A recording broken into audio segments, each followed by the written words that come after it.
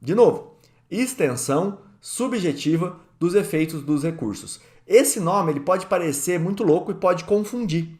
Por que, Rodrigo, ele pode confundir? Olha só que interessante. O artigo 580 aqui do Código de Processo Penal, ele fala o seguinte: no caso de concurso de agentes, a decisão do recurso interposto, quero que você preste atenção nesse primeiro ponto aqui, que é o recurso interposto, tá? Por um dos réus, se fundado em motivos que não sejam de caráter exclusivamente pessoal, aproveitar os outros. Pela literalidade do 580, você percebe o seguinte: o caso que o Dr. Carlos falou aqui, ó, saiu uma decisão para um corréu do meu cliente que reduziu a pena pela metade, reconhecendo a continuidade delitiva. Então, olha só, reconheceu que houve uma continuidade delitiva. Aquela continuidade delitiva, se foi praticado pelos mesmos réus, pelas mesmas circunstâncias, não é de caráter pessoal, exclusivamente pessoal. O que é caráter exclusivamente pessoal, Rodrigo? Um exemplo, menoridade. É exclusivamente de um réu, não vai comunicar o outro. Por exemplo, o furto quando você faz contra um ascendente, um furto de cônjuge. Existe ali uma escusa absolutória que é de caráter exclusivo, pessoal, não vai comunicar. Então isso não comunica. Se sai um recurso que for interposto por um dos réus que aproveita o outro, esse recurso específico ele pode ser aproveitado, mesmo que esse outro réu não tenha recorrido. Tá? É isso que fala aqui a lei. Tá, Rodrigo, entendi, mas você acabou de falar que isso chama extensão subjetiva dos efeitos do recurso. E não é proibido que as circunstâncias de caráter subjetivo se comuniquem? Só que olha, presta atenção, esse nome pode confundir. E às vezes você pensa errado aqui quando você vê ele. Extensão subjetiva dos efeitos do recurso, ela tem esse nome porque a comunicação vai ser feita de pessoa para pessoa. Então, quando eu falo de uma extensão subjetiva do efeito, eu pego que um réu, o sujeito do processo, um réu, comunica com o outro. Por isso que é subjetivo.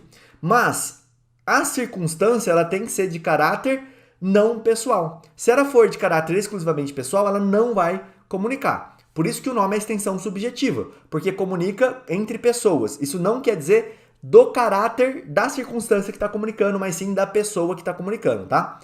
Esse efeito também é chamado de efeito extensivo ou efeito expansivo recursal. Tá? Vamos fazer uma partezinha um pouquinho teórica aqui para você poder dominar o assunto, colocar às vezes isso na sua peça se você precisar. Primeira coisa que você precisa saber, o Gustavo Badaró, ele explica o seguinte, ó, vou ler entre aspas aqui. Não se trata de extensão do recurso, mas de extensão da decisão proferida no julgamento do recurso. Se houvesse a extensão do recurso, o corréu que não recorreu seria intimado a apresentar razões, poderia fazer sustentação oral, requerer da decisão proferida no julgamento, recorrer da decisão proferida no julgamento do recurso e etc. Nada disso ocorre. Então presta atenção que isso aqui é importante, tá? Não é uma extensão do recurso, mas sim uma extensão apenas do efeito da decisão proferida. Isso vai fazer grande diferença para você.